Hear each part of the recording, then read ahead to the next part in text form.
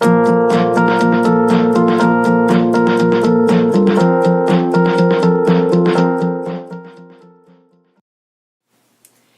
Battle of Newmarket history is usually told from a Southern perspective, which kind of makes sense because, hey, spoiler alert, the Confederates win the battle.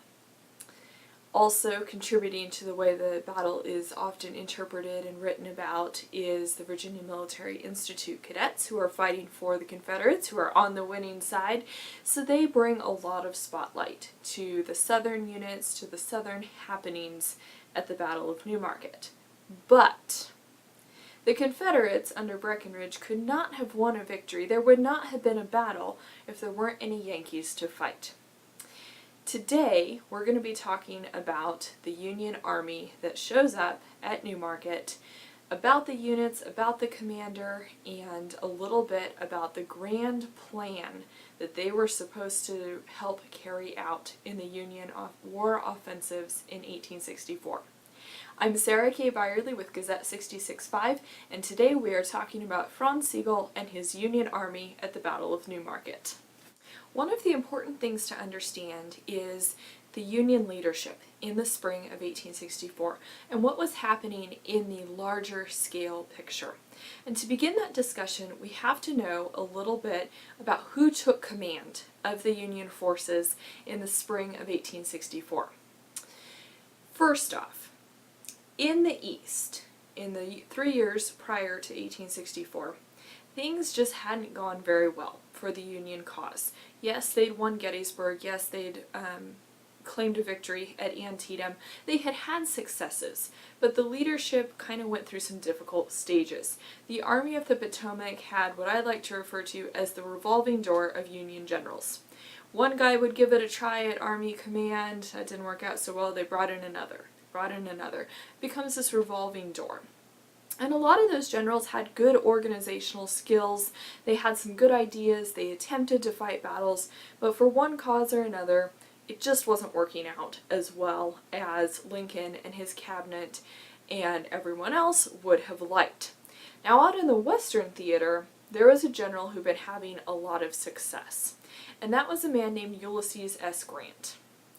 So he had won some major victories, Forts Henry and Donelson, he had captured Vicksburg, along with some other successes along the way. We're not going to do a whole biography on Grant. If you want to do that, pick up one of the really good biography books that are out there, or find some resources, reliable resources, online to explore General Grant's life. The important thing about Grant and how he ties into our discussion of Newmarket is in the spring of 1864, Grant was promoted to Lieutenant General. That's very important. He promotes to Lieutenant General and he becomes commander of all Union forces. Western Theater, Eastern Theater, those in the attempting to attack farther in the Deep South. His strategy calls for continued pressure on the Confederacy at multiple points. Grant wanted to push forward on all fronts, giving the Confederates no rest and no opportunity to shift reinforcements from one army to another. In eastern and central Virginia, the Union Army of the Potomac would battle Robert E. Lee's Army of Northern Virginia. Grant himself would accompany that army.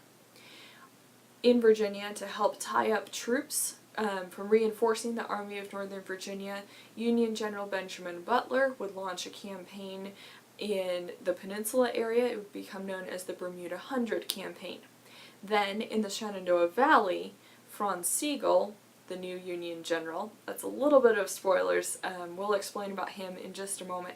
He was supposed to march up, that's going to be south, in the Shenandoah Valley, and again, tying up reinforcements, preventing them from getting to Lee, but he could also rest on Lee's flank and possibly come over the mountains via one of the gaps to strike toward the army if that should be necessary. Finally, down in the south, William T. Sherman and his Union forces would launch a campaign a little later in the year to apply pressure on Braxton Bragg in Tennessee and then push into Georgia. Nathaniel Banks would launch the Red River Campaign, so you get the idea. There's a lot of pressure being put on all these important points in the Confederacy. The Newmarket Campaign is part of the big picture. It's one of these campaigns that is tying up reinforcements and putting pressure on Confederate forces in Grant's large plan that would hopefully lead to a Confederate collapse later that year. Now, I mentioned his name, Franz Sigel, so let's talk about him. Franz Sigel was the new general who was going to take command of the troops in the Shenandoah Valley District.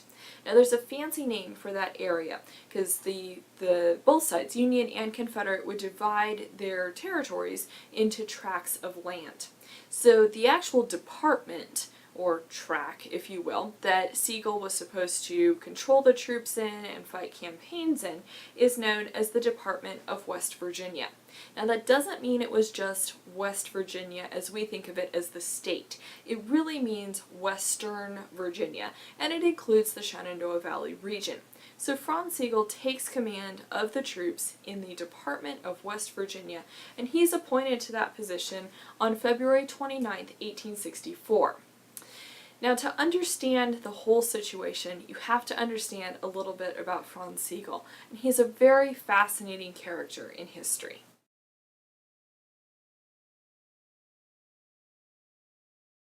Franz Sigel was German. You might have guessed that just from his name. He was actually an immigrant to America, and here's a brief rundown of his story. I'm going to rely on my notes so I get this right. Sigel was born in 1824 in Germany. Later in his youth, he spent 4 years at a military school, getting military theory and drill, a little bit of military experience. In the 1848 revolutions in Germany, Sigel joins up with the radicals, who were fighting for ideas of liberty, and things don't go well for his side. He is leading part of the military in one of those revolts and gets himself branded, and the police are going to be after him. He manages to escape and travels from country to country in Europe, trying to stay ahead of those that want to put him on trial for his actions in that revolution.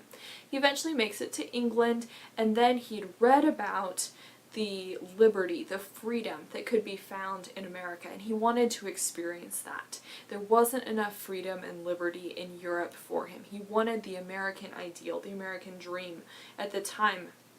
So he sets off in 1852, takes passage on a steamship, crosses the Atlantic, and arrives in New York City. Now, here's a bit of a historical irony for you. Franz Sigel steps ashore in New York City on May 15, 1852. That is exactly 12 years to the day before he would fight the Battle of Newmarket. And it's at Newmarket that his memory, his legacy, if you will, as an American, German-American military commander is sealed. Sigel didn't know that when he was stepping ashore in New York City. The next decade was a prosperous time for him. He spent some time in New York City, running business, pursuing some various adventures. He got married. In 1857, he moved his family out into the western part of the country. He actually moves to St. Louis, and he was involved in education there. He actually became the superintendent of the schools in St. Louis, one of those 48ers, as we call them. And he was very much respected by this growing German-American community. They knew about his reputation as a military commander in the Revolutionary days. They looked up to him. Sigel wrote for the German-American press, so he had a voice. He was very much a community leader in this ethnic community that is growing and ever expanding in America, and particularly in the Midwest region where he lives, Missouri and some of those other states in that area. Now, politically, Sigel joined the Republican Party. He started off kind of joining the Whig Party, but that fell apart very shortly after he came to the United States. So he joins the Republican Party, and he wants these ideals of freedom free labor, free soil is one of the slogans, if we can use that word properly in old politics, that's used by the 1860 election. So Sigel is active in the Republican Party, and he has this vast amount of influence. He puts that to good use when the Civil War breaks out in 1861. He helps with recruiting. He becomes a general. He leads forces at the Battle of Wilson's Creek, which is fought in August 1861. He's involved in some other actions out west. But he doesn't really do a stellar job. Sigel, it turns out, is very good at organizing armies, but when it comes to campaigns and battles, he doesn't have the best record. He ends up going east in 1862. He's present at some of the campaigns in the late summer, early autumn, and then he is removed from the military picture for a while. So Sigel had been sitting out, if you will, part of the war. And by the beginning of 1864, he is very anxious to get back in command, using his influence, doing what he can for the advance of freedom and liberty, these ideals that he believes in. The ideal of union is also very important. Now, 1864 is a presidential election year for the United States. So Abraham Lincoln was going to have to run in a presidential election, and he knew he was going to have challengers. Lincoln was not the popular president that we think of him today as we look back on his legacy and what he accomplished. His position was a bit precarious. It was doubtful if he would win the election. Even Lincoln himself had his doubts. And Lincoln knew that a large percentage of voters in the North were immigrants, German American immigrants. And he felt that by putting Sigel, who's this very popular figure in that community, by giving Sigel command in the spring as Grant's campaigns are getting ready to start, that would be a major political boost for his campaign and for the number of votes that he needed by November. So in some ways, Sigel becomes a political general in the 1864 scene. Sigel takes command of the Department of West Virginia he receives his orders on May 29th, 1864. That's important. At first, the troops that he's taking command of are excited. There's this phrase that's been going around the Union armies, and it's, "I fight mit Sigel," and it copies the German accents. And there was this enthusiasm about fighting with Sigel. And initially, the troops that he takes command of in Western Virginia have those feelings. So he's off to a good start. But then things start to deteriorate. Part of the deterioration comes as Sigel builds his staff and places commanders over his troops. Sigel has a lot of immigrants, a lot of German officers who come and are part of his staff. There's nothing wrong with that. Some of them were capable, some of them probably shouldn't have been in those positions. But the trouble was, he didn't have a lot of German American troops. So you have these English-speaking, mostly native-born soldiers, and now they're interacting with staff officers, with other officers who are German American, who speak with accents, who have come over from Europe. And remember, this era in American history, there's a lot of prejudice against immigrants, whether they're from Germany, from Ireland. You've just come out of the period of know-nothingism. And that's a discussion for another time, or a blog post, or a different day. But there's this prejudice. So not only do you have some incompetent officers that Sigel is bringing into his chain of command, but you also have some prejudice coming from the soldiers with him. Still, the guys with their boots on the ground ready to start this campaign were willing to give it a chance. So who were these men? Let's go through the Union order of battle, the men that Sigel is going to take with him on the Newmarket campaign. Now, a general named Jeremiah Sullivan commands the infantry division that is in Sigel's army. And Sullivan, under him, has brigade commanders. So in the formation of Civil War armies, you're going to have division, brigade, regiment, and you'll go on down from there through companies and all the way down. If you have anything higher than a division, divisions will come together to form corps. Sigel does not have a corps. So in fact, his order of battle list is relatively short compared to other chains of command that you'll find elsewhere. So Sullivan is right under Sigel, and Sullivan is commanding Sigel's division of infantry. Now, under Sullivan, the 1st Brigade of Infantry is commanded by Colonel Augustus Moore, who was also a German immigrant. He had immigrated earlier than Sigel, and he had some U.S. military experience as well. Now, under Augustus Moore, or forming his brigade, we have regiments. And the regiments under Moore are going to be the 18th Connecticut, the 28th Ohio, the 116th Ohio, and the 123rd Ohio. So that forms Colonel Moore's brigade. Now things get messed up on the Newmarket March and the Newmarket Battle. Sigel plays major shuffleboard with his regiments, and we'll talk about that when we get to the actual march and campaign segment of our videos here. But for now, we're just going to go through how it was initially organized. Now, under Sullivan, there's a 2nd Brigade of Union Infantry, and that one is commanded by Colonel Joseph Thoburn. Now, in Thoburn's brigade, we have the 1st West Virginia, that's Union, the 12th West Virginia, the 34th Massachusetts, the 54th Pennsylvania, and that's going to be it. 4 regiments are going to make up Thoburn's brigade. So you have infantry. Then you have 2 other branches that are going to be forming part of Sigel's army. So next we have the cavalry. So reporting directly to Sigel is Julius Stahl. He's an immigrant, Hungarian immigrant. He does not have background experience commanding cavalry in the field, in a campaign, in this type of situation. He has a lot of military theory, but not a lot of experience. Still, Sigel put Stahl in command of the cavalry.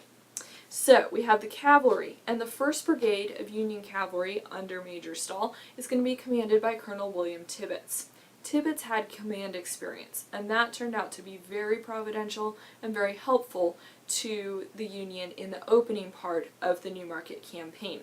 So in Tibbets' cavalry brigade, there is the 1st New York Lincoln Cavalry and the 1st New York Veteran Cavalry. And you have to distinguish, because the Lincoln New York is different than the Veteran New York, but they're still the 1st New York, but they're separate units. It's a little bit confusing, so we just go with the 1st New York Lincoln Cavalry and the 1st New York Veteran Cavalry, just to distinguish them, because they are separate units. Then there was the 21st New York, that one's pretty easy, and then they have smaller cavalry units that are coming in and joining. So you're going to have the 1st Maryland Potomac Home Brigade, which will take part in the campaign, the 14th Pennsylvania Cavalry, and that's going to be the 1st Brigade. So those units just listed off are going to be under the command of Colonel Tibbets. There's a 2nd Brigade of Cavalry. The 2nd Brigade is commanded by Colonel John E. Wynkoop. And in Wynkoop's brigade, we have the 15th New York, the 20th Pennsylvania, and the 22nd Pennsylvania, and those are all cavalry units. So now we've covered the infantry, the cavalry, what's the left? Artillery! Yes, one of my favorites. So, the artillery commander overall is going to be Captain Alonzo Snow. And then you have batteries that are going to be in the Union Army. So we have several batteries that are going to be involved in the Newmarket campaign. First, there's Battery B of the 1st Maryland. So you'll have units of artillery and then batteries within the units, and the batteries could be assigned to different armies, to different areas. So Battery B, 1st Maryland Artillery. Then you have Battery B, 5th U.S. Artillery. So these are, the 5th U.S. is going to be a regular Army artillery in its designation. That one is important, very important. It was commanded by Captain Henry DuPont, who plays a major role in covering the Union retreat from Newmarket Battlefield. Then you have the 30th New York Battery, Battery D of the 1st West Virginia, and Battery G of the 1st West Virginia. So in all, you have a solid army that would be taken on this campaign, and that's what Sigel takes command of. And he does a fantastic job organizing his army, getting them ready for campaign, putting them through drills. He's very enthusiastic. Sigel's orders arrive, and the orders actually go back and forth for a little while because his initial orders, Sigel says, I don't think those will work. And he kind of comes into conflict a little bit with Grant and some of Grant's close officers, which doesn't start things out on a great foot for Sigel.